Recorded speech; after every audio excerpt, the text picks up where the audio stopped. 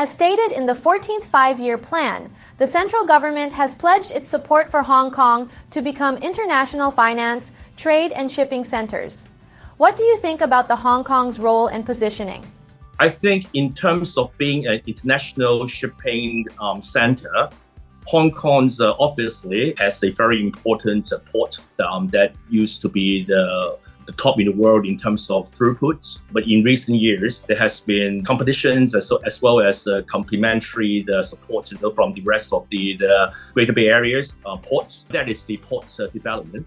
But in parallel, as a maritime center, Hong Kong has always been a place, a destination, a preferred base for lots of ship owners or lessors, basically the individuals' commercial principals that are in control of the world fleet. As you are probably aware, most of the international trade are seaborne. Actually, 90% of all international trade are seaborne.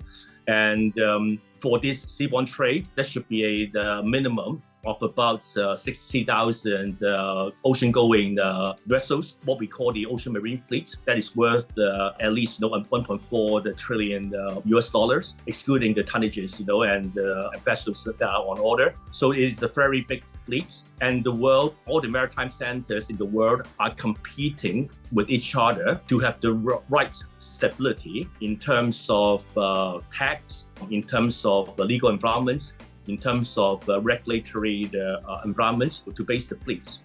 Regarding the development of high-end shipping business, what unique advantages does Hong Kong have? One country, two system. If you remember, President Xi emphasized that the use of common law in Hong Kong will prevail, will last. And this is very important because for the international, the maritime trade, most of the documents are actually construed under English law, so which is a common law base. So this is the language.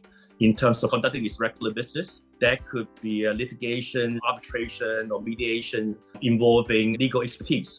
That's all construed under common law. So this is one big advantage for Hong Kong. Another thing is for vessels, for ships, they are denominated in US dollars because this is a very international trade. When you want to sell the vessel, and you will sell in the international market, and you will get a price, a quote, in US dollar.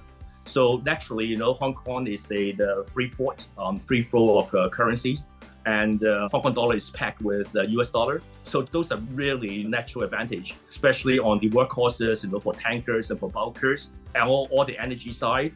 So Hong Kong has all the natural advantages. When we develop the parts about ship owning, you need the legal expertise, you need lawyers who understand common law, maritime law, and also understand how to deal with disputes. You need a very robust banking and financing network because all these assets are extremely capital intensive. So when you have financing, you have insurances as well. And then you need the ship managers, you need brokers, you need a lot of agents. All those things are here in Hong Kong that have been developed, for many years, and totally, in touch, with the rest of the world in terms of how these businesses are to be conducted.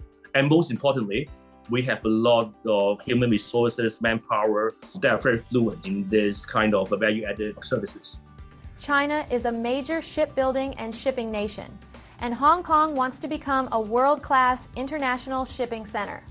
What Hong Kong can do or should do to contribute to high-quality development of the industry? China has a huge requirement on trade and on movement of cargoes. And of course, we have very significant shipping companies like Costco, China Merchants. They have the fleets, based in the mainland China, and each of them have a big fleet, based in Hong Kong. The world for the shipping is actually very diverse. And so the state-owned companies, even together with Hong Kong owners that are based in Hong Kong or anywhere in the world, actually a lot of people who wants to do business with China. Hong Kong actually has more sustainable solutions and experience that can deal with the movement of goods, and that can also help China to assert the use of tonnages.